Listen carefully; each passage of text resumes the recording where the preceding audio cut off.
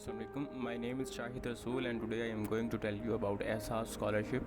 एहसास scholarship basically HEC की तरफ से दी जाने वाली एक स्कॉलरशिप है जो कि स्टूडेंट्स की ट्यूशन फ़ीस और स्टाइपेंड को कवर करता है. अगर आप इस साल अप्लाई करते हैं और आप एहसास स्कॉलरशिप्स के लिए सिलेक्ट हो जाते हैं तो आपके आने वाले 4 साल की जितनी भी ट्यूशन फ़ीस होगी वो एहसास स्कॉलरशिप के तहत कवर हो जाएगी और आपको हर साल स्टाइपेंड दिया जाएगा जो कि 40,000 रुपये होगा. लास्ट ईयर 40,000 रुपये दिया गया था जिसके ज़रिए आप अपना खाना पीना और दूसरी चीज़ें भी आप कवर कर सकते हैं.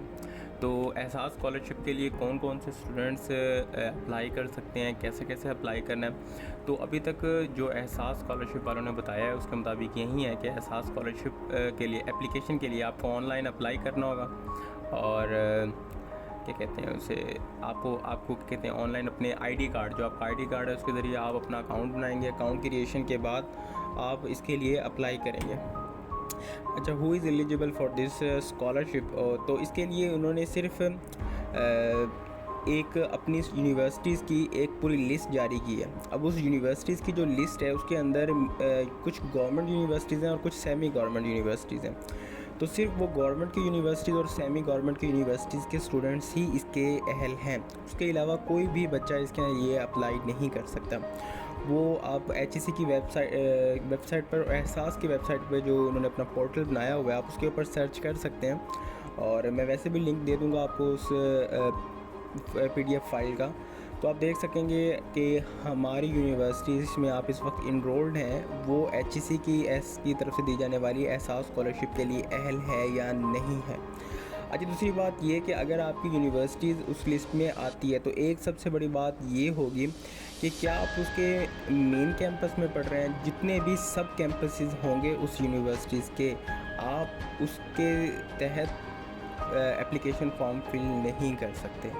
अगर आप उस यूनिवर्सिटी के सब कैंपस में पढ़ रहे हैं या आपकी यूनिवर्सिटी एफिलिएट है उस मेजर यूनिवर्सिटी से, आप फिर भी उस यूनिवर्सिटी एहसास स्कॉलरशिप के लिए अप्लाई नहीं कर सकते. एहसास स्कॉलरशिप के लिए ज़रूरी है कि आप उस इदारे में पढ़ रहे हों जो उसका मेन कैंपस है. और दूसरी बात ये कि जो इवनिंग क्लासेस के स्टूडेंट हैं वो भी इसके लिए अप्लाई नहीं कर सकते. सिर्फ मेरिट की बेस पर सिलेक्ट होने वाले स्टूडेंट्स और जो फाइनेंशियली तौर पर वीक हैं सिर्फ वही इसके लिए अप्लाई कर सकते हैं. फाइनेंशियल बेस उन्होंने रखी है कि 40,000 से कम इनकम होनी चाहिए बच्चे के पेरेंट्स की. और जो मैंने आपको यूनिवर्सिटीज़ की लिस्ट बताई है ये उसकी एक शर्त है, ये बेसिक शर्त है, ये आपको हर सूरत कवर करनी होगी तभी आप अप्लाई कर सकते हैं. क्योंकि इसमें आपके इंस्टीट्यूट के जो फाइनेंशियल ऑफिस है वो डायरेक्टली इन्वॉल्व होगा HEC के साथ. अब एप्लीकेशन प्रोसेस कब से शुरू हो रहा है? एप्लीकेशन 1 अक्टूबर से शुरू होगा. आपको अपना एक अकाउंट क्रिएट करना होगा और उस अकाउंट के तहत ही आप अपना अप्लाई करेंगे. I will share the video how to create account and how to fill the form step by step, and before 30 November you have to submit to your financial office. अब इसको submit करने की ये बात है कि इसे सबमिट कहाँ किया जाएगा. तो इसको सबमिट आप अपने जो यूनिवर्सिटीज़ का फाइनेंशियल ऑफिस होगा आप वहाँ पर इसे जमा करवा देंगे तो फिर वो वहीं इसको आगे प्रोसीड करेंगे. आपको इतनी परेशान होने की बात नहीं है. आपने सिर्फ उनको जाकर इसकी प्रिंट कॉपी निकालनी है और उसकी एक डॉक्यूमेंट्स की एक लिस्ट होगी. आपने अपनी वो डॉक्यूमेंट्स की लिस्ट को निकाल कर आपने अपने यूनिवर्सिटी वालों को दे देनी है और वो ख़ुद आगे अप्लाई कर देंगे.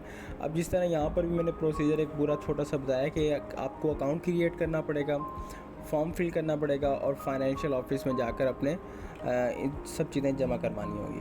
और ये जितना कुछ प्रोसीजर होगा फिर वो आगे ख़ुद देखेंगे. और फिर नेक्स्ट ईयर आपको बुलाया जाएगा फॉर इंटरव्यू.